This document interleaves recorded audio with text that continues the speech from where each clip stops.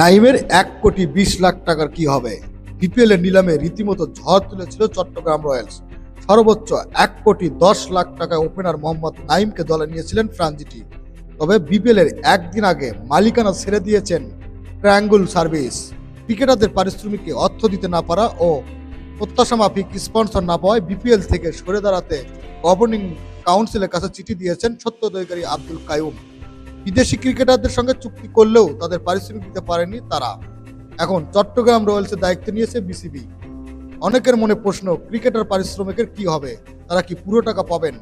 এমন প্রশ্নের উত্তরে বিপিএল গভর্নিং কাউন্সিল সদস্য সচিব এখতিয়ার রহমান সাংবাদিককর্মীকে বলেন, আজকে সকালে আমরা খেলোয়াড়ের সঙ্গে বসেছিলাম। ওদের বলেছি যাদের সঙ্গে চুক্তি কাগজ আছে তারা টাকা পাবেন, যাদের কাগজ নেই তাদের সঙ্গে আমরা নতুন করে চুক্তি করব। চট্টগ্রাম রয়্যালসের নতুন ম্যানেজমেন্টও ঠিক করেছেন বিসিবি। মেন্টরের দায়িত্ব দেওয়া হয়েছে হাবিবুল বাশারকে।